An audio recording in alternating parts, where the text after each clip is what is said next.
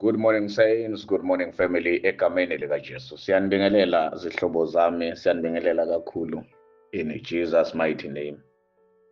From any form of congregation, from all the four corners of the world. Hallelujah, to God be the glory.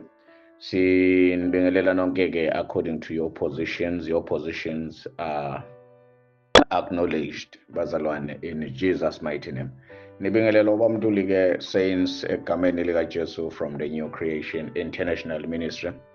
Sithi asiphinde bazalwane sinikhonze la ngesifundo sethu sayizolo esisenzile on a Sunday. Yes, it was a Sunday. Today it's a Monday. Hallelujah. Sithi asiphinde sinikhonze. This one is gonna be in a Zulu version more compared to the yesterday's one. Hallelujah, to God be the glory. Let us quickly agree in prayer, bazalwane. Baba siyabonga egameni likaJesu. Heavenly Father, we thank you for this wonderful morning. Siyabonga. We thank you for this another opportunity to come and fellowship together in your word.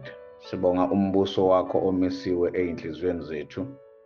Sibonga the spirit that you have given us in redemption. Siyakholwa ukuthi ukuhlakanipha kwakho is mightily articulated through the vessels of our being, through the same spirit. Hallelujah.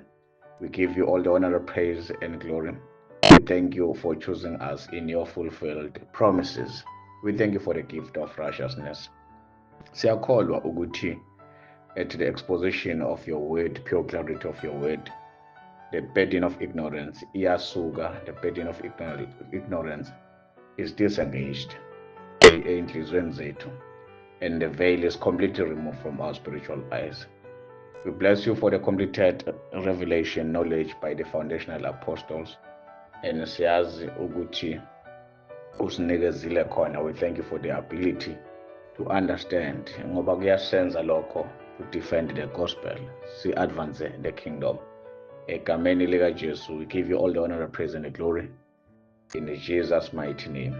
Hallelujah. Saints, let us quickly continue bazalwane nesifundo sethu sayizolo.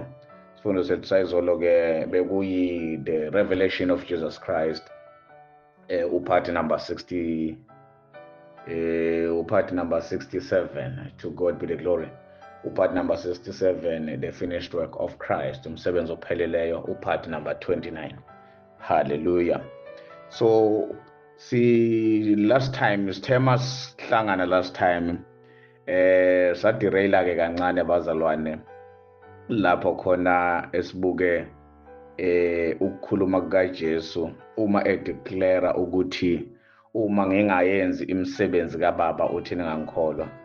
So sibhekile ukuthi yini imisebenzi kaBaba uJesu abekhuluma ngaye. Sathi imisebenzi kaBaba ukukholwa yilo wamthumileyo. uPaul uthi to the Galatians church uthi uNkulunkulu uma sekufika isikhathi esipheleleyo uNkulunkulu wathuma indodana izelwe ngowesifazane phansi komthetho. So imisebenzi kaBaba i-associatewa nomthetho. Imisebenzi kaBaba i-associatewa ne-law and the prophets, esiyibiza nge-covenant endala. To God be the glory. Hallelujah. Yilokhu kuJesu ayefike ezokugcwalisa laphaya kuMatthew chapter number 5 verse 18 to 17. Uthi akukho naganyana nasicashana emthethweni ongeke kugcwaliswe. Ngizokwenza lokhu uze ngidlule izulu nomhlaba. Hallelujah, to God be the glory. Incwadi yama-Hebrews ithi wamenza wamncinyana kuneyingilozi, and then wamqhelisa ngomqhele, wambeka phezu kwemisebenzi yezandla zakho. Hallelujah. uJesu lo bazalwane obekwa phezu kwemisebenzi yezandla zikaNkulunkulu. Uyini umuntu kuba umthande kangaka, uyini umuntu kuba umhambele kangaka, wamenza wamncinyana kuneyingilozi, wambeka phezu komsebenzi wezandla zakho, wamqhelisa ngomqhele wenkazimulo. So this is Jesus. uDavid akhuluma ngaye lapha in the book of Psalms chapter number 8. This is Jesus, the author of Hebrews, akhuluma ngayo lapha ku chapter 2 verse number 7. so akusiye umuntu makuthiwa uyini umuntu akusiye mina nawe but uJesu owenziwa wamncinyana ney'ngilosi. Sikuchazile-ke ukuthi why he was made a little lower than angels. Hallelujah. Sikuchazile-ke lokho. So uJesu uthi uma ngenza umsebenzi kaBaba ningangikholwa.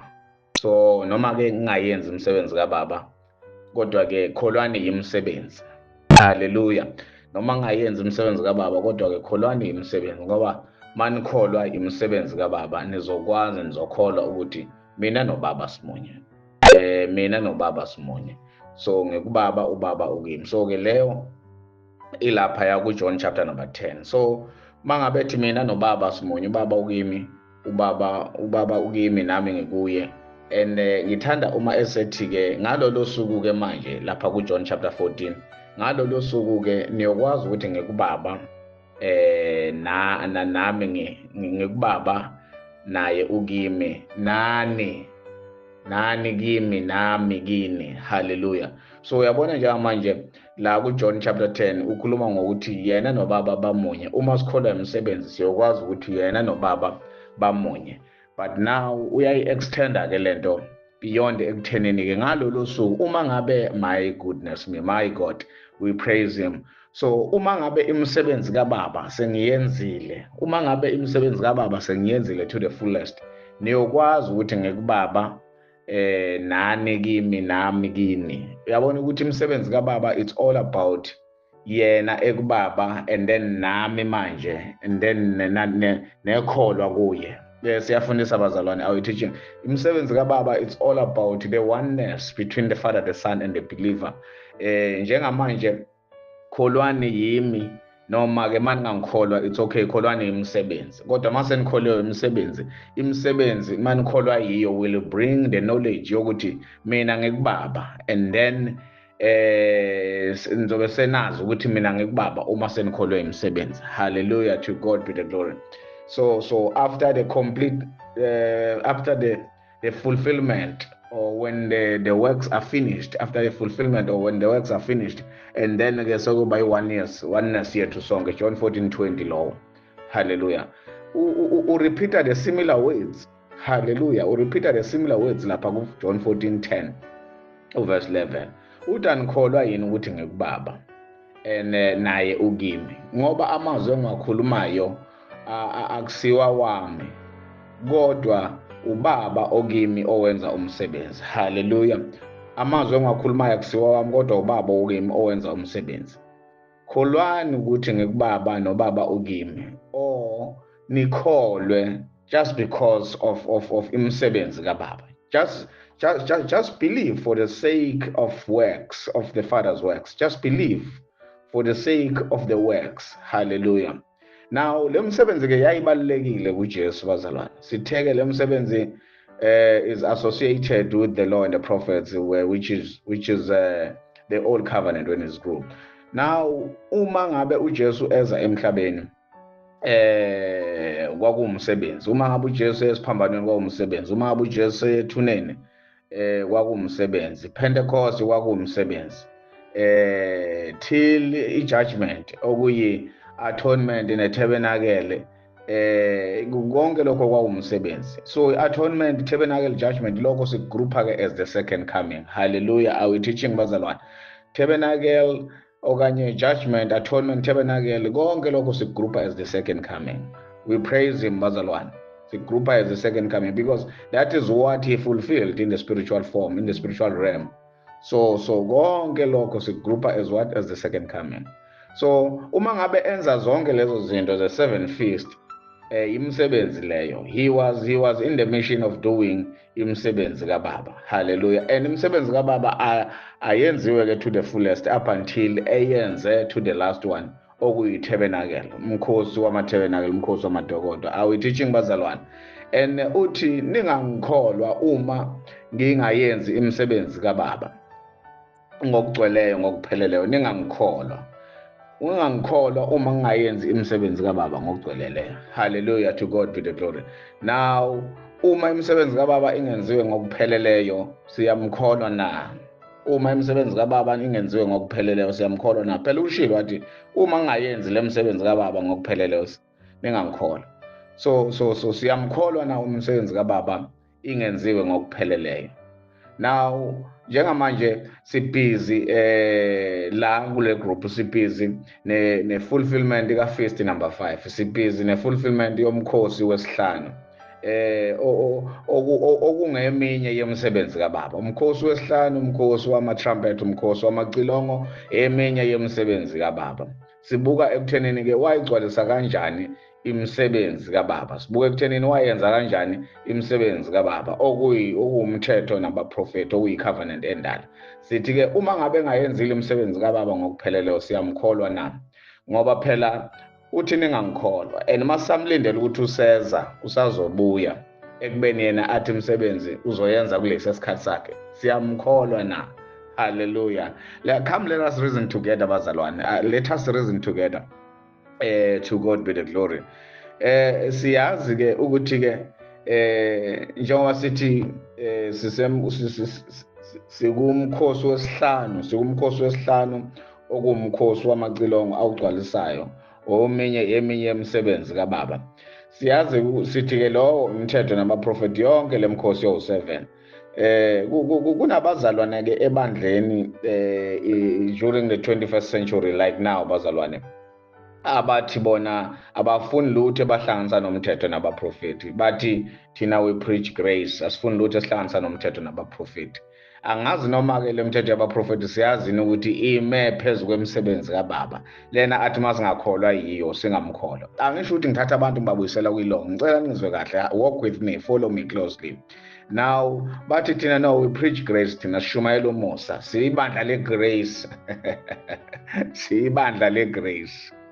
Kodwa uJesu uma ngabe, there's nothing wrong about that, but we need to have an understanding yalezi zinto bazalwane. UJesu uma ngabe bazalwane ekhuluma nabapostoli bakhe, ekhuluma nale foundational apostle, akazange asho ukuthi hambani nishumayele umusa, akazange asho ukuthi go ye and preach the grace of God unto the world. Rather ubatshele ngevangeli lombuso, uthe ubatshele ngevangeli lombuso kwakufanele lishunyayelwe emhlabeni wonke, umhlaba wabo kuleso sikhathi, ebese kufika ukuphela. Hallelujah, praise be to God. Wabatshela ngevangeli lombuso okufanele lishunyayelwe umhlaba wonke bese kufika bazalwane, kufika ukuphela. So now akazange asho ukuthi hambani nishumayele umusa emhlabeni wonke. Angisho ukuthi abantu abangawushumayela umusa, ngoba khona abazongimisquota bethi nangokuba mntuli ebese esethi umusa awushunyayelwa. No, akuyona i-instruction kaJesu leyo, akuyona into abathume yona leyo. Kodwa uthini? Matthew 24 verse number 14, the Gospel of Matthew chapter 24 verse number 14, leli vangeli lombuso liyakushunyayelwa ezweni lonke kuze kube ngubufakazi ezizweni zonke anduba kufike ukuphela. Ukuphela kwani? Ukuphela kwesikhathi, not ukuphela kwemhlaba, not ukuphela kwa the physical world. Leli vangeli lombuso, not this grace of the gospel, leli vangeli lombuso. Hallelujah. So yini konje ke esiphosela abazalwane?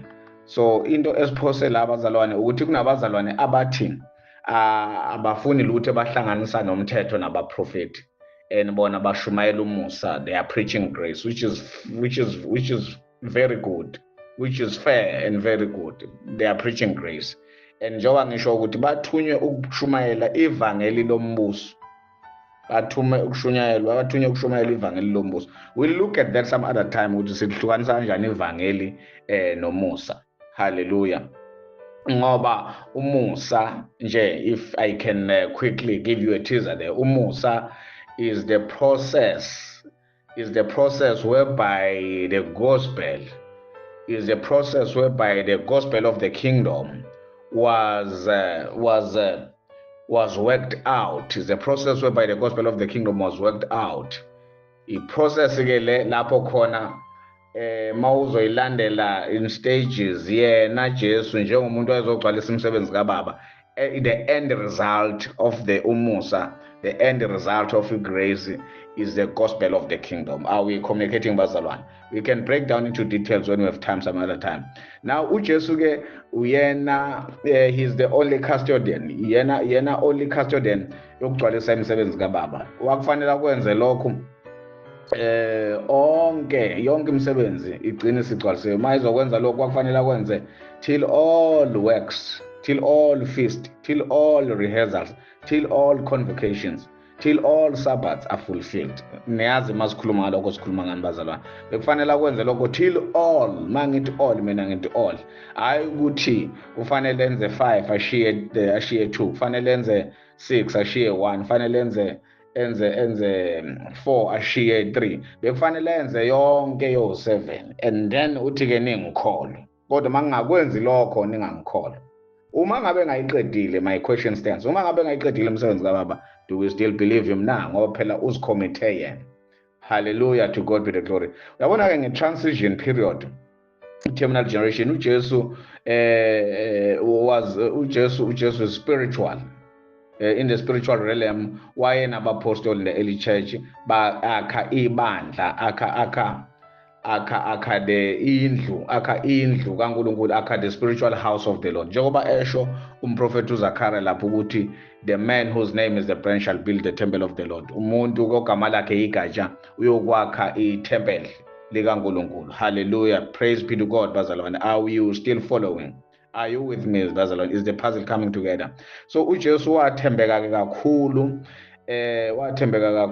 ekwakheni the spiritual house of the Lord. Lapho esikhona njengamanje, lapho esizalelwe khona. Mangabe sithi we are born from above, we are born of the word of God, we are born of the incorruptible seed, sisho lokhu-ke bazalwane, sisho lokhu ukuthi sizalelwe entweni ephelele, hayi into eshodayo, hayi into. The believer in the 21st century does not need any add-ons. Asidingi ama-add-ons bazalwane. Asidingi ama-add-ons, asidingi mfakela. That's what I wanted to say. Asidingi mfakela, because we are born in the fully established kingdom. Umbuso esizalelwe kuwo uphelele, umisiwe ngokuphelele, and there is only one king that has been reigning since the establishment of this kingdom. Hallelujah, to God be the glory.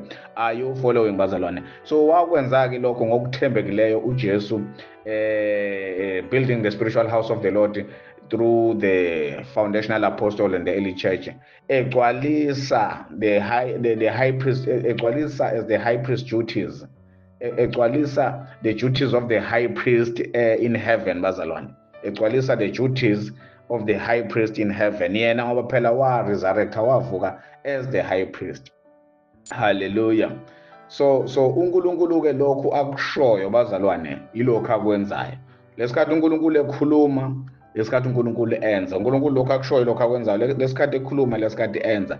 Ingakho uJesu ethi ubaba owenza umsebenzi. Uyayizwa le ndaba iyashintsha manje. Uthi uma ngingayenza imisebenzi kababa ningangikholwa. Uthi kodwa manje ubaba owenza umsebenzi. Hallelujah, to God be the glory. Ubaba owenza umsebenzi. Let us quickly look at John chapter 14 verse 10 to 11. The Gospel of John chapter 14 verse 10 to 11. Awukholwa ukuthi ngikubaba nobaba ukimi na? Awukholwa ukuthi ngikubaba nobaba ukimi na? Amazwi engiwakhulumayo mina kini angiwakhulumi ngokwami, phela ubaba ohlezi kimi wenza imisebenzi yakhe. Hallelujah, to God be the glory. Ubaba ohlezi kimi owenza imisebenzi yakhe. So uthi uma ningayenzi imisebenzi kababa kulungile-ke ningangikholwa, kodwa-ke noma ngiyenza-ke salani senikholwa imisebenzi, ngoba lesikhathi nikholwa imisebenzi nizoba ne-revelation ukuthi hayi lo muntu kubaba wakhe nobaba wakhe kuye. Hallelujah. Asifuna verse 11.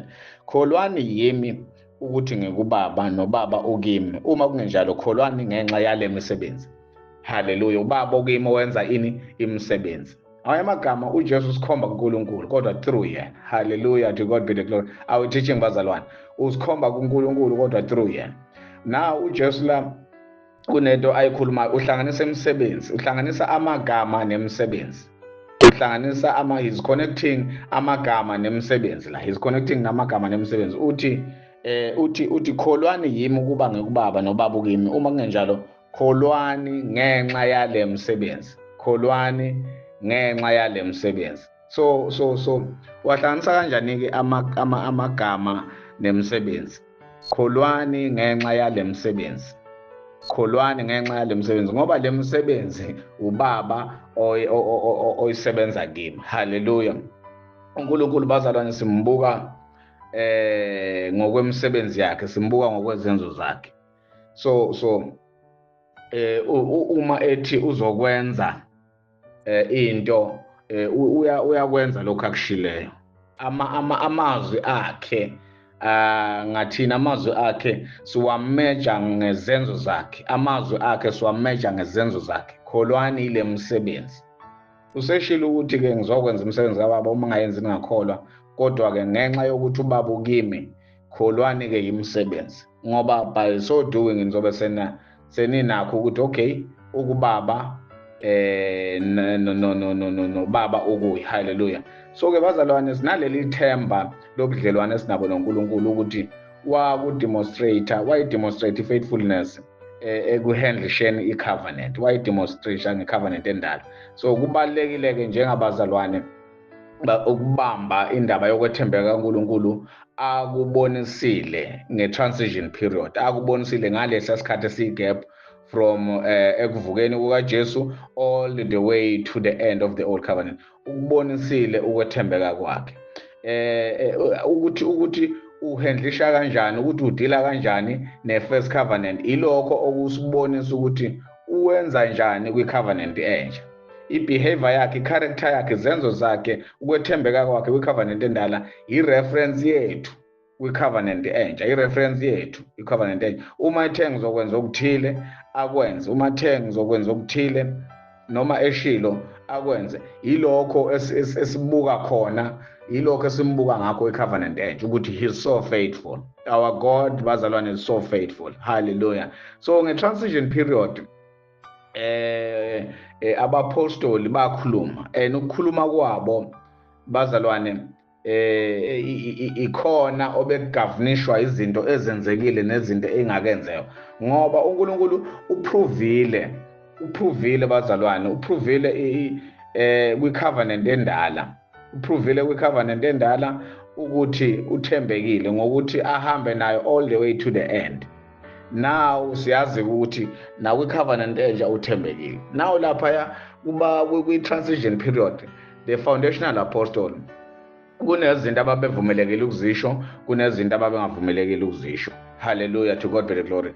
Njengokuthi nje ukuvuka kwebandla, i-second coming, akuyona into abakufanele bayithiche leyo, bayifundise njengento esiyenzakele, because as long as ithempeli lisamile, as long as i-covenant endala isa-operator, uJesu wayengekabuyi.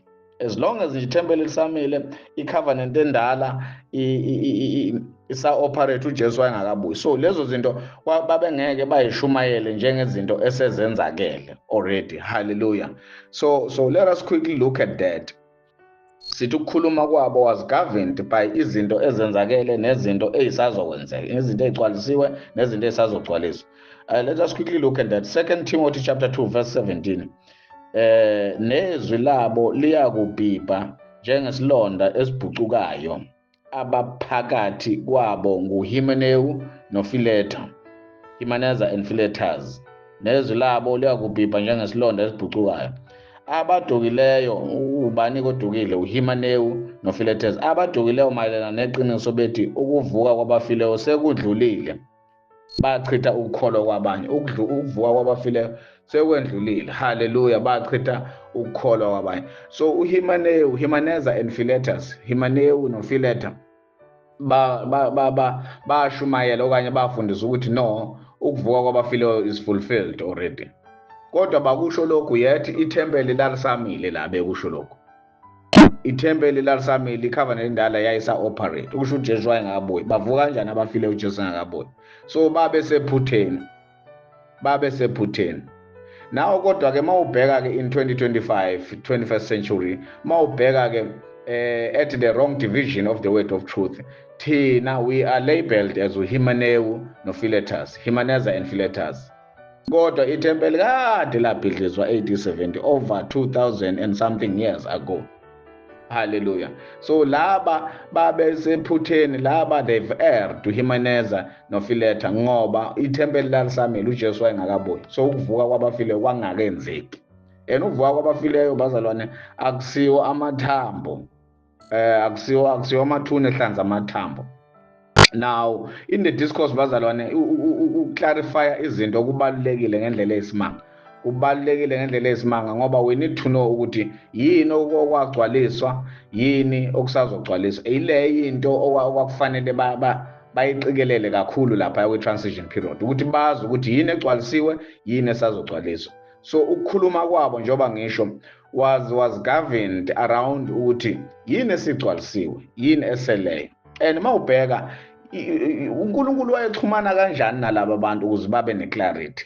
What kind of communication uNkulunkulu ayebanika yona? Wayexhumana kanjani? Yabona mawuchecka uDaniel chapter 12, Daniel chapter 12, uthi uDaniel lezinto ziyokwenzeka nini? Uthi uNkulunkulu vala amazwi alesi siprofeto until the end of time, until the time of end. Vala amazwi alesi prophet until the time of end. Now utshela uJohn ukuthi ungawavali amazwi alesi prophet ngoba time is at hand. Yabona uDaniel utshelwa ukuthi vala amazwi, uJohn utshelwa ukuthi ungawavali amazwi. I mean ku-clear lokho. Lama statements of two bazalwane are statements of clarity. Ku-clear lokho because kwaku-clear kuDaniel ukuthi izinto ezakwafanele igcwaliswe zazisekudeni ukubana igcwaliswe. And kuJohn and early church, the foundational apostle, time was at hand. Isikhathi sasisondele, isikhathi sasiseduze bazalwane, isikhathi sasisondele. Bathi ngesilungu time was imminent, okanye things to be fulfilled were imminent. Kwakufanele kugcwaliswe as soon as possible. uNkulunkulu uma ngabe akhuluma with so much clarity kubantu labaya during their time, the prophets and the apostles, uma ngabe wakhuluma ngokucacile wakhuluma so clear nabo, why engekho clear kwisikhathi sethu? Why engekho clear kwisikhathi sethu? Hallelujah. I mean ukubuya kukaJesu second coming of Jesus was clear. Ukubuya kukaJesu second time was clear ngesikhathi sabo, and kwakufanele kwenzeke masinyane. Bheka lokhu kuzokwenzeka masinyane John. Kwakufanele, it was imminent, kwakufanele kwenzeke masinyane lapha ku-apostles and the early church, kwakufanele kwenzeke masinyane. However kwi-generation yethu akukho clear. Angisho sisalindele even today, kwi-generation yethu akukho clear bazalwane. Isikhathi sokuprofeta, the prophetic period didn't have the evidence. The prophetic period didn't have the evidence. Sikhuluma ke from Genesis to Malachi, all the prophets there, the prophetic period didn't have the evidence. But the transition period bazalwane, transition period had the evidence yokumiswa kombuso kaNkulunkulu, second coming of Jesus, had the evidence yokumiswa kombuso kaNkulunkulu, ngoba lento lena yagcwaliswa yonke ngo-AD 70. Yabona wawungazi ukuthi wena ke the prophets in the Old Testament from Genesis all the way to Malachi, wawungazi ukuthi bakhuluma into abangayazi. We praise him bazalwane, hallelujah. So babe ngenayo evidence kodwa bama ezwini ababeli prophet, and then evidence yazo zonke lezi zinto uJesu wafika wayigcwalisa, and then wayigcwalisa all the way uthi ke mangayigcwalisi le msebenzi kababa ningangikholwa. We praise him bazalwane. So the 21st century church inayo i-evidence yokuthi uJesu wabuya bazalwane. Sinayo evidence yokuthi uJesu wabuya. Why sisho lokho? Umbuso wakho spiritual. And number 2, sazi ngokuthi ithempela ethe akukushiwa nje phezu kwetshe labhidlizwa. Sazi ngokuthi wathi generation enguyo ayikudlula. Hallelujah. So kwi-transition period babe accurate, they were very so much accurate uma bethi uJesu kusafanele abuye, ngoba kwakungekenzeki, was still in future. Unlike today we are looking in the past of this, ngoba mawubheka ngempela kanti le transition period ingakanani if we are still waiting for Jesus even today? How long is this transition period? Hallelujah, to God be the glory. How long is this transition period uma ngabe sisalindele ukuthi uJesu uyabuya? We praise him bazalwane, ngoba lokho kusho ukuthi ithempeli lisamile lapha eJerusalem uma ngabe uJesu engakabuyi. Ithempeli lisamile lapha eJerusalem, and i-old covenant kufanele ukuba isa-operate namanje. Hallelujah. Lokho kusho ukuthi ke i-prophecy yeBhayibheli yonke is invalid. I-prophecy yeBhayibheli yonke is false. We praise him, bazalwane. Hallelujah. Let us quickly look at the book of Romans chapter number 9. Romans chapter number 9 verse 28. We praise him, bazalwane. Romans chapter number 9 verse 28. For the finished work, for he will finish the work. Okay. Ngokuba inkosi iyakufeza izwi layo emhlabeni, iliphelelise ikhawuleze. Yezwa ke, iliphelelise ikhawuleze. Isingisi sithi ke, for he will finish the work and cut it short in righteousness. Ngokuba inkosi iyakulifeza izwi layo, iliphelelise ikhawuleze. Iliphelelise ikhawuleze. uPaul la uthi iyakufeza umsebenzi wayo, ikhawuleze ngokulunga. It will be cut short in righteousness. Iyakufeza umsebenzi wayo ngokulunga, it will be cut short in righteousness. Yilokhu akushoyo, ngoba sithi uNkulunkulu uyakusho akushoyo futhi uyakwenza. Ukusho kwakho usuke esenzile. Yilokhu akushoyo, and wakwenza in the generation of 40 years. Wakhawuleza waphelelisa izwi layo. In short, wakhawuleza waphelelisa izwi layo kuleya generation. Kodwa ke manje into esibhekene nayo la imiqondo yethu esilulele le period, isi-stretch le period yokuthi uNkulunkulu aqede umsebenzi wakhe, ukuthi uNkulunkulu aphelelise imisebenzi yakhe, isi-stretch lento le kwaze kwamanje. Kodwa uthi uPaul ikhawuleze ebhala in the generation that was in the transition. So umsebenzi was to be cut short. Umsebenzi kwakufanele wenze ukhawuleze, bazalwane. Uma ngabe ke umsebenzi awusekho short, uma ngabe umsebenzi awusakhawuleziwe, it means awusekho righteous, unrighteous. Akusesiyo wokulunga, unrighteous. Ngoba the longer it takes for umsebenzi okuthiwa ukhawulezwe ukuthi uqedwe, awusekho righteous, bazalwane. Awu teaching, bazalwane. So uNkulunkulu lokhu akupromisa ukuthi uzokwenza, uJesu lokhu akupromisa ukuthi uzokwenza, wakwenza. Akakwazi ukuthi umbuso wami awuzi ngokubonwa ebese futhi emisa umbuso obonwayo. Kanti Jesu ubusikhohlisa yini? Umbuso wami awuzi ngokubonwa, and then ebese siyakulinda thina today ukuthi umise umbuso obonwayo. Kune confusion ne-contradiction ekhona lapho. We praise him, bazalwane. uNkulunkulu kathathanga indlela enqamlelayo, bazalwane, kodwa wawukhawuleza umsebenzi wakhe ngokulunga. Akathathanga indlela enqamlelayo, wawukhawuleza umsebenzi wakhe ngokulunga. Yilokhu ke sithe masichaza i-episode ya last time sathi i-efficiency, bazalwane. Yilokhu sithe masichaza sathi i-efficiency. So uNkulunkulu udeclare the end from the beginning. Udeclare ukuphela ekuqaleni. Hallelujah, to God be the glory. Lesikhathi eqala nje uNkulunkulu usuke seqedile. Udeclare the end from the beginning. So uma ngabe singafundi uthando lukaNkulunkulu, bazalwane, singafundi iBhayibheli rather, ukuze si-understand uthando lukaNkulunkulu covenantally, ukuze si-understand uthando lukaNkulunkulu ngokwesivumelwano, angeke sik-understand ukwethembeka kwakhe, bazalwane. That's the fact. Now yingani uNkulunkulu in the 21st century ekubeni wayethembeke kangaka during the period, prophetic period, esikhathi say-prophet wayethembekile uNkulunkulu? Yingani now in the 21st century uNkulunkulu besezoba directionless, angabi na direction, angabi nakwethembeka? Wethembeka during the period, prophetic period, wethembeka during the transition period, and washo wathi I will cut the work short. What uPaul will cut the work short, uyowenza umsebenzi akhawuleze. Ebese in the 21st century ebese nje vele ulula for into engaziwa, and then they will prophesy about the dates, baphinde bawapostpone. They will prophesy about ukuthi nangu yaza kusasa hlalane endlini iphefu namakhandlela nikhanyise kuzoba mnyama. We are the confused generation, but hence thina masikhuleka sithi we will never worship God in ignorance. We are tired, saints, bazalwane. We are tired of worshiping God in ignorance at the pure clarity of the word. We can never worship God in ignorance. God has established the kingdom. Christ has come and established the kingdom in AD 70. He was very clear. He was very precise. He had a lot of clarity with the prophets. He had a lot of clarity with the apostles. Wabatshela. And then he did what he said. He did what he promised he will do. God had cut the work short, bazalwane, in establishing the spiritual kingdom. Wawenza umsebenzi ngokukhawuleza emisa umbuso wakhe. Hallelujah. Umbuso kaNkulunkulu, umbuso wezulu njengamanje ukhona. Is the present reality now, bazalwane kithi, in our hearts. The umbuso kaNkulunkulu is present. Umbuso kaNkulunkulu is real in our hearts.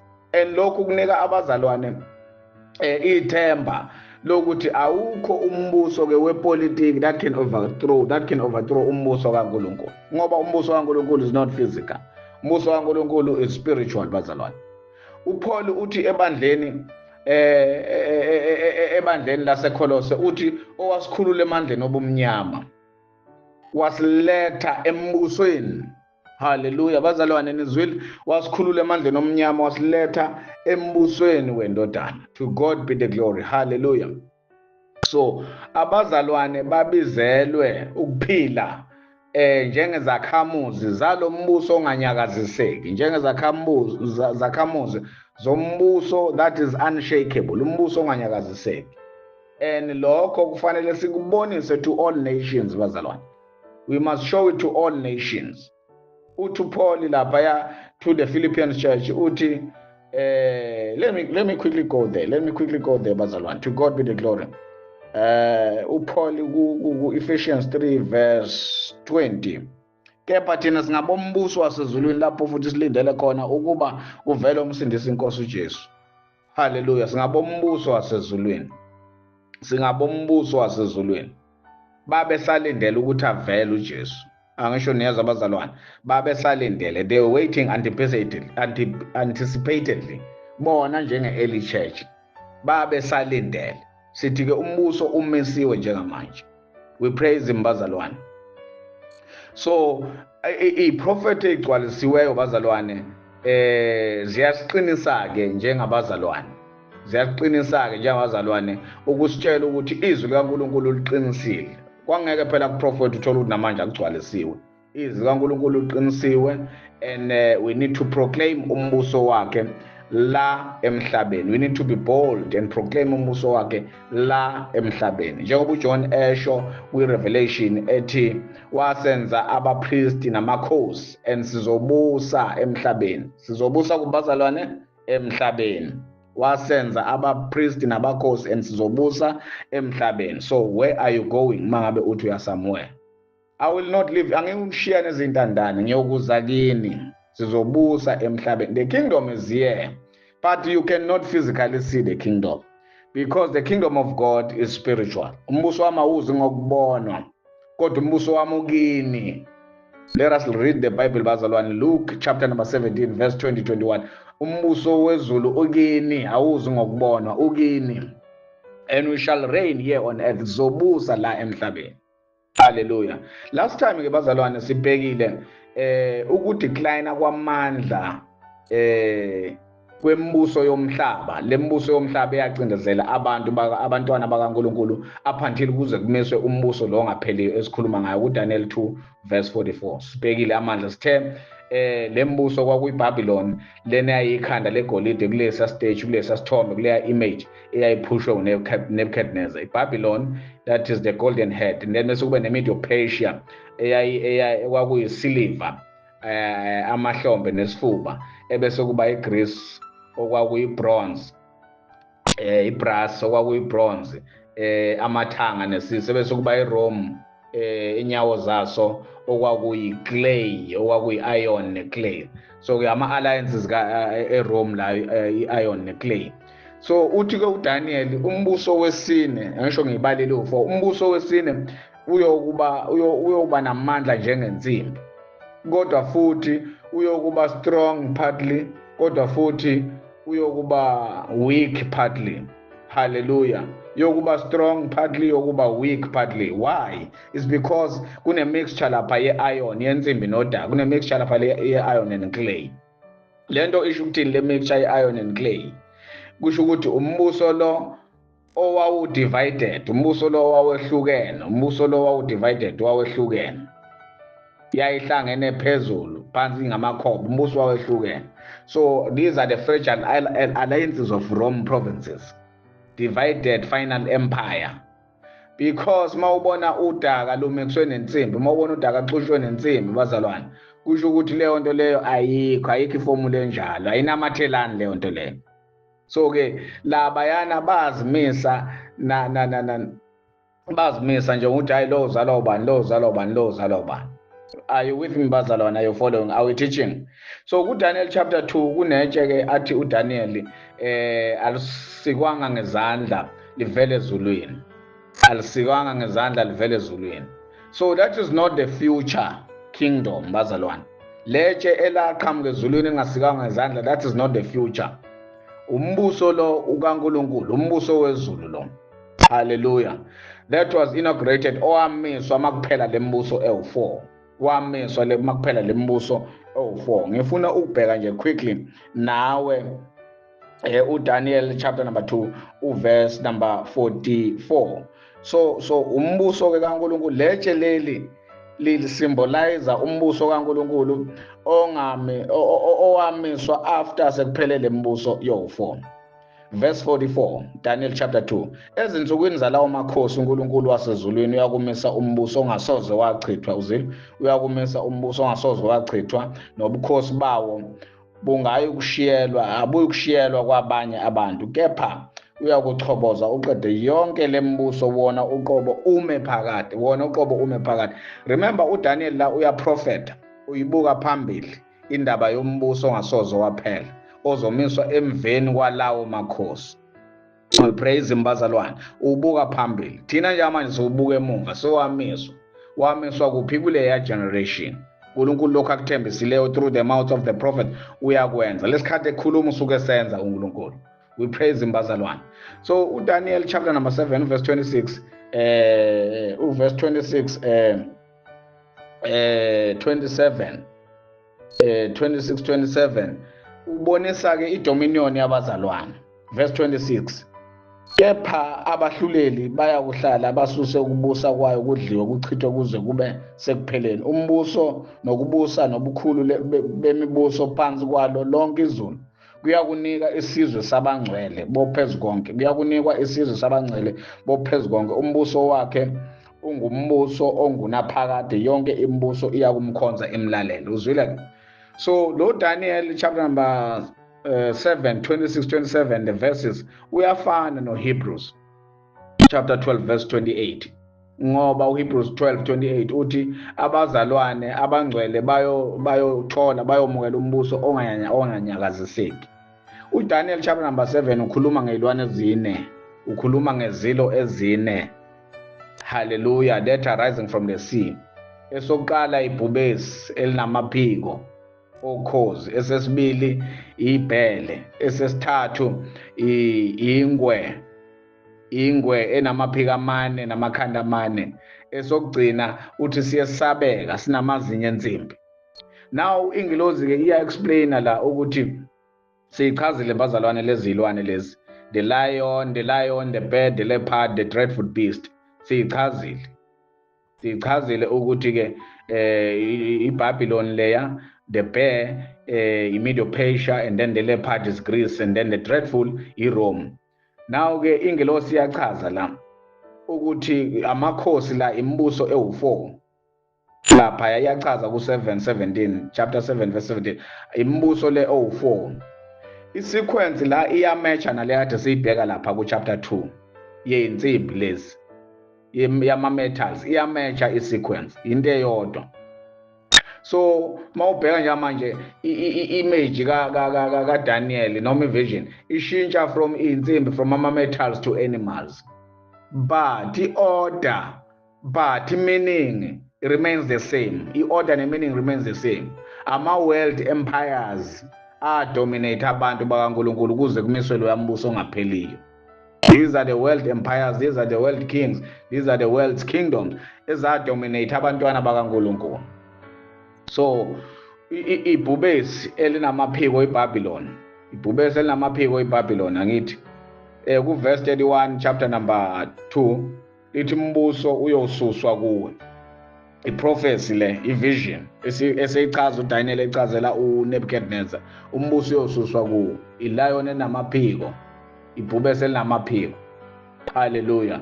Ibhele bazalwane ilona unequal partnership le yeMedes nePersians, amazwe awu-2, Medes nePersians, abantu ababili ababenza umbimbi labo.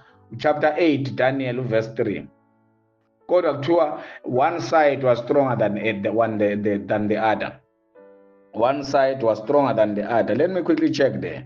Ngase ngiphakamisa chapter 8 the book of Daniel verse number 3. Ngase ngiphakamisa amehlo ami ngabona bheka phambi kwami phambi komfula inqama enezimpondo ezimbili. Lezo zimpondo ezimbili zaziphathile, kepha olunye lwaluphathe kunolunye, oluphathileyo lwavela kamuva.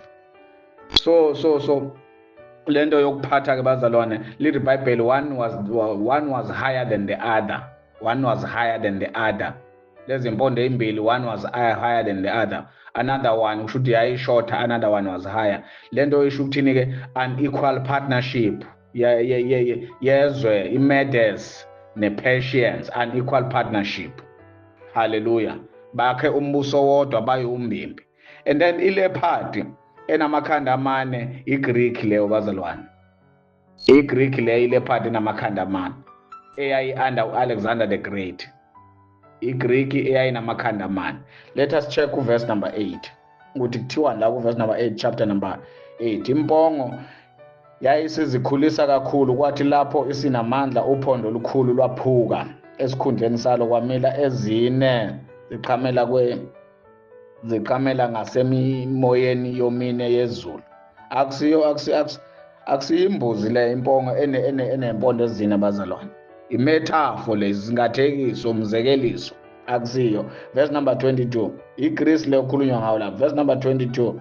Hallelujah. Kepha olwaphukileyo esikhundleni salo okwavela ezine kuyakuvela imibuso emine esizalweni salo ingenamandla alo kodwa. Uzwile imibuso emine le lapha under iRome, under iGreece eyayilidwa ubani? Eyayilidwa uAlexander the Great. We praise him bazalwane. So iGreece kusho ukuthi iqeda ngaloya mbuso wesibili oyumbimbi lweMedes nePersian. Inqama lena impondo ezimbili, olunye lude kunolunye. Lena manje eGreece sekuvela ezine. Hallelujah. Sekuvela ezine ngoba kuphukile olunye kuleya yokuqala umbuso, sekuvela ezine kulo. Hallelujah. We praise the Lord. So the dreadful beast enamazinyo ensimbi eyokugcina leyo bazalwane, eyokugcina iRome eyayinamandla angeke wafanise nalutho, inemlenze yensimbi nodaka, njengoba echazile uDaniel chapter number 2. iRome le isilwane sokugcina sasesabeka kunazo zonke. This is the last world empire before the establishment of the kingdom of God, before the establishment of the new covenant, iRome le. So isona silo ke esifanayo lesi nalesi sabona uJohn lapha kwiBook of Revelation chapter number 13 elithi iBhayibheli uDrago wasinika amandla. uDrago akusiyoke inyoka enamakhanda u7. uDrago i-opposition, uDrago i-adversary, uDrago Satan, uDrago i-old covenant apostate leadership Israel, i-old covenant apostate leadership Israel. Wanika amandla lesi silo sokugcina esesabekayo. So lesi silo sokugcina esesabekayo sithi iRome isona that esakherisha lo wesifazane owayegqoke izibende. Hallelujah. Decked with gold and precious stones. Wayegqoke izibende, having the golden cup. Kodwa manje this golden cup eyiphethe njalo lo wesifazane igcwele inhlamba, amagama enhlamba. Revelation chapter number 17 lo. So this woman, lo wesifazane ophethe icup ogqoke izibende egcwele amagama enhlamba, iJerusalema. Izono zeJerusalema zagcwalisa that golden cup. iJerusalem was supposed to be ngcwele iJerusalem, golden cup, but now izono zabo zagcwalisa this god esimeni sokuthi fanele babe ngcwele kodwa batholakala sebenamagama enhlamba iJerusalem. Why? Because now ba opposite opposite of the message of God, but opposite of the finished work of Christ. They killed the prophets, they killed the apostles, they even killed Jesus. Hallelujah, to God be the glory. Our teaching bazalwane, are you with us? So lo wesifazane eJerusalem izono zakhe seyigcwele ma, ingakho uJesu lapha ya ku Matthew, let me quickly go there bazalwane, just 1 second. Ku Matthew chapter number 23 verse number 32, I think. Zinyoka 32. Nani gcwalisani isilinganiso sawo yihle. Verse 32. Nani gcwalisani isilinganiso sawo yihle. Zinyoka nzalo yamabululu niyakubalekela kanjani ukulahlwa ezihokweni. Ingakho uJesu esho njalo lapha. Uthi gcwalisani isilinganiso soyise. Fill up the measure of your fathers. Izono zasegcwele. Filled up, izono filled up the golden cup. Izono reach the ceiling. Izono ika-Israel reach the ceiling. So bazalwane, uthi uJesu nolubalekela kanjani ulaka oluzayo, nolubalekela kanjani ulaka oluzayo. So ukhuluma ngo-AD 70, inkulumo le kaJesu before AD 70, ukuthi angeke nize nidabule ngenxa yendlela eniyiyo. Now uDaniel chapter 8 ayilahleki iphethini lapha kuDaniel chapter 8 bazalwane, ayilahleki iphethini lapha kuDaniel chapter 8. Iphethini yale esikhuluma ngayo ngoba phela uDaniel ukhuluma ngama-metals, ukhuluma ngey'nsimbi lezi ezine, ukhuluma ngama-metals, iy'nsimbi lezi ama-metals, ukhuluma ngale beast, ngale beast awu-4 lapha ku-chapter 2 and chapter 7. Kusho ukuthi uchapter 2 ukhuluma ngama-metals, chapter 2 ukhuluma ngama-metals, isithombe sikaNebuchadnezzar asiphuphileyo. And then uchapter number 7 ukhuluma ngezilo, iy'lwane lezi eziwu-4. Sithi-ke uchapter 8 awuyi-break iphethini, uchapter 8 awuyilahli isequence, kodwa uchapter 8 ubheka kwi-second empire, uzibheka kwi-kingdom yesibili. Iyiphi i-kingdom yesibili? I-kingdom yesibili inqama leya okuyi-combination ye-Medes ne-Persian, Media and Persia. I-kingdom yesibili ngoba i-kingdom yokuqala iBabylon, iMedia nePersia kwaba i-Medo Persia yahlangana ukunqoba iBabylon. Umbuso wokuqala iBabylon, umbuso wesibili iMedo Persia bazalwane. Uyabona ukuthi ingani uDaniel engayilahli iphethini, engayilahli isequence. La ku-chapter 8 is just that iMedo Persia isichazwe njengenqama. Akusakhulunywa indaba ye-metal esilver, akusakhulunywa indaba yebhele, sichazwe njengenqama. Hallelujah, to God be the glory. So la ku chapter 8 impongo le iGreece leya, uyabona ukuthi akasakhulumi ngebrass, akasakhulumi ibrass bese kuba yini, bese kuba yileopard, but now sekhuluma ngempongo. So la uchapter 8 ukhuluma ngembuso owu-2, ukhuluma ngombuso wesibili nombuso wesithathu, uwachaza in details. Hayi ukuthi amasimboli amasha la areplace la ama-metals lapha akhulume ngawo ku-chapter 2, hayi ukuthi amasimboli amasha. We praise the Lord. Unika ama-details ombuso wesibili nombuso wesithathu. Yonke le mbuso le iyona mbuso ecindezela abantwana bakaNkulunkulu thile kuze kumiswa umbuso ongapheliyo. Uchapter 8 uyayiconfirma-ke le nto, hayi ukuthi uyayiphikisa.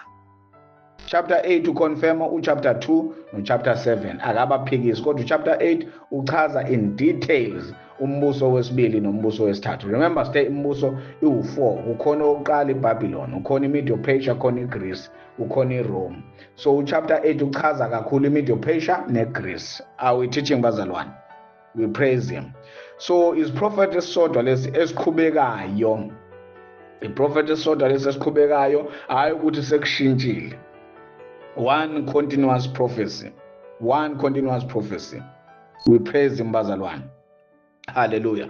So umbuso kaNkulunkulu ongapheliyo ukhulumile ngawo uLuke chapter 1 verse 32 to 33 wathi umbuso wakhe awusoze waphela. Ukhulumile ngawo the author of Hebrews chapter 12 verse 28 wathi umbuso onganyakaziseki. Now ukuphindaphindwa ke bazalwane, ukuphindaphindwa kwalama vision ahlukene kanje, ama metals, insimbi, and then chapter 8 sekuyimpongo nenqama, and then chapter 7 sekungama beast, sekuyizilo. Ukuphindaphindwa it shows it reinforces the importance and the certainty of the message. Igcizelela ukubaluleka kwalomlayezo lo walembuso emine eyayizolandelana ukuze kumiswe umbuso kaNkulunkulu. Are we teaching bazalwane? Hallelujah. So umbuso kaNkulunkulu is that stone that was cut from the heaven, ngaphandle kwezandla, itshe elasuswa ngaphandle kwezatsha lashaya istatue. Hallelujah. Lashaya istatue. Lithi iBhayibheli akutholakala ndawo yaphihlizeka istatue into pieces. Leya mbuso yaphihlizeka, and then lo mbuso wadla yonke into, wagwinya yonke into. Praise be to God bazalwane. We praise him. So now lesikhathi ke kuzomiswa the kingdom of Christ, the kingdom of God, when they were building during the transition period. Sithi ke ibandla lokuqala was in the age of darkness. Ibandla lokuqala was in the world that was passing away. Hallelujah, to God be the glory. Was in babe semhlabeni ondlulayo. Umhlaba ondlulayo kwakufanele unike ispace umhlaba owawuzakuza. Praise him bazalwane. Babe semhlabeni ondlulayo ukuze unike ispace umhlaba owawuzokuza. Ngaphandle kwamathandabuzo, inkulu imfihlakalo. Hallelujah. 1 Timothy bazalwane. Inkulu imfihlakalo yokukhonza uNkulunkulu yokuthi owabonakaliswa enyameni, walungisiswa emoyeni, wabonwa ingilozi, washunyayelwa ezizweni, wakholelwa ezweni, waphakanyiselwa enkazimulweni. Yabona ke iBhayibheli lesingisi lithi you was believed on the world, wakholelwa ezweni, waphakanyiselwa enkazimulweni. Believe on the whole world. Ngesikhathi kubhalwa uJesu wangakholelwa kuye South Africa. Lesikhathi kubhalwa during the time of writing, la kwabhalwa during the persecution of the church. Wayengakholelwa eSouth Africa during this time, eKenya, Zambia, Zimbabwe. No. In fact abesingazi lutho nokuthi ukhona uJesu ngaleso sikhathi. Hallelujah. Kodwa lokuthi wakholelwa, believe on the world, that is local geographical. Hallelujah. Are you with me bazalwane? So babe semhlabeni owawundlula. We praise him bazalwane. Babe semhlabeni owawundlula belindele umhlaba ozayo.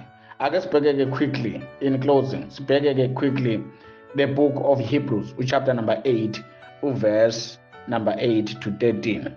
Hallelujah. Ngokuba lapho abasolayo uthi bhekani izinsuku ziyeza isho inkosi, lapho ngiyakwenza isivumelwano esisha nendlu kaIsrayeli nendlu kaJuda, kungenjengesivumelwano engasenzayo nawoyise mhla ngibabamba ngesandla ukubakhipha ezweni laseGibhithe, ngokuba abahlalanga esivumelwaneni sami, angibanakanga, isho inkosi. Ngokuba yilesi isivumelwano engiyakusenza nendlu kaIsrayeli emva kwalezo nsuku, isho inkosi, ngiyakufaka umthetho wami engqondweni yabo, ngiyilobe enhliziyweni zabo, ngibe uNkulunkulu wabo, bona babe ngabantu kimi.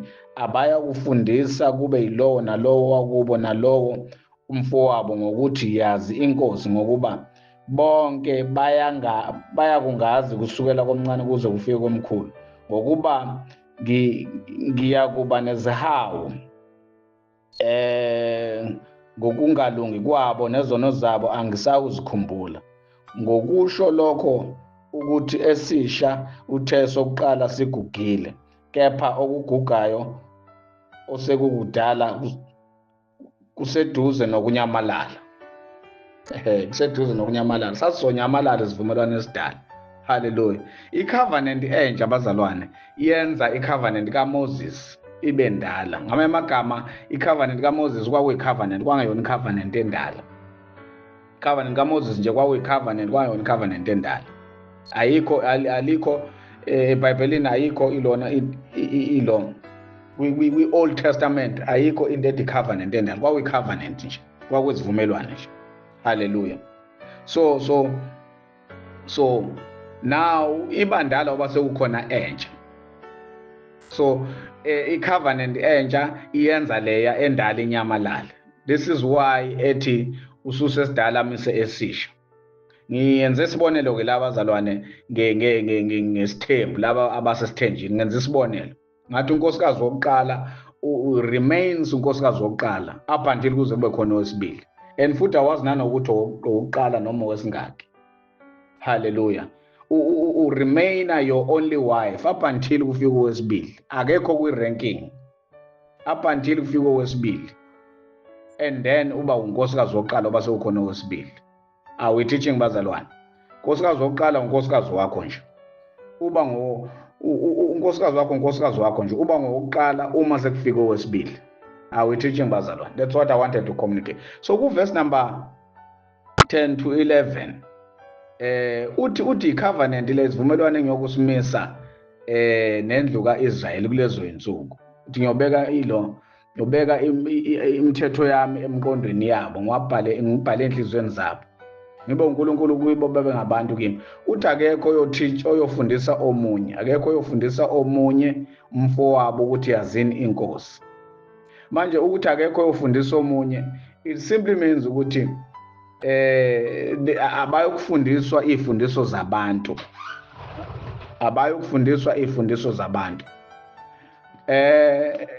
khumbulani bazalwane ukuthi la bantu babe phansi kwezifundiso zabaSajusi nabaFarisi. So uma ngabe ethi abayokufundiswa izifundiso zabantu, usesho ukuthi manje kuzoba nedoctrine entsha lapha bazomazi khona. Hallelujah. Ngoba izifundiso zabaFarisi nabaSajusi zazi under the first covenant, zazi under the old covenant. We praise him bazalwane. Abakufundiswa izifundiso zabantu. Ungezwa umuntu ethi no, iBhayibheli lithe asekufundiswa umuntu, umoya ongcwele uyasifundisa, umoya ongcwele usivulela amapage. Ayikho into enjalo bazalwane. You need the teacher. If it was so simple, ngaba sikho isidingo sokuthi shumayele. Kufanele ngabe umuntu uthatha iBhayibheli asindiswe, uthatha iBhayibheli ayifundele yena, umoya ongcwele umfundise. Umoya ongcwele kumuntu. Ungezwa umuntu ethi no, umoya ongcwele uyasifundisa, asikufundiswa ngabantu, bese quote leli verse leli, verse number 11 Hebrews chapter number 8, ethi kuthiwa sikufundiswa ngabantu. No. Abakufundiswa ngabantu, they will not be under the doctrine of man. Abakuba phansi kwezifundiso zabaFarisi and Sadducees, because izifundiso zabaFarisi and Sadducees were founded on the law. To God be the glory bazalwane. We praise him. We thank him for the revelation knowledge. Hallelujah. Father, we thank you egameni lika Jesu. We thank you for this time. We thank you for this opportunity. We thank you for the understanding of your revelation knowledge. Hence we are saying we will never worship you in ignorance in this generation. Siyabonga uNkulunkulu wethu kusebenza kwakho kithi. Let us be gloves and you become the hand, then do the work, and then thina sizovumela ukusebenza kwakho, sizovumela ukwenza kwakho, sizovumela ukusho kwakho egameni lika Jesu. I thank you Lord for everyone that is listening to under these teachings. I thank you for their blessings, for we declare that we are all blessed from all works of life, because at the clarity, at the exposition of your word, life overflows. Let it flow, Lord. I speak blessings over the lives egameni lika Jesu. Everyone under the sound of my voice, in Jesus' mighty name, they are all be blessed. I call them blessed. I declare them blessed in Jesus' mighty name. Hallelujah.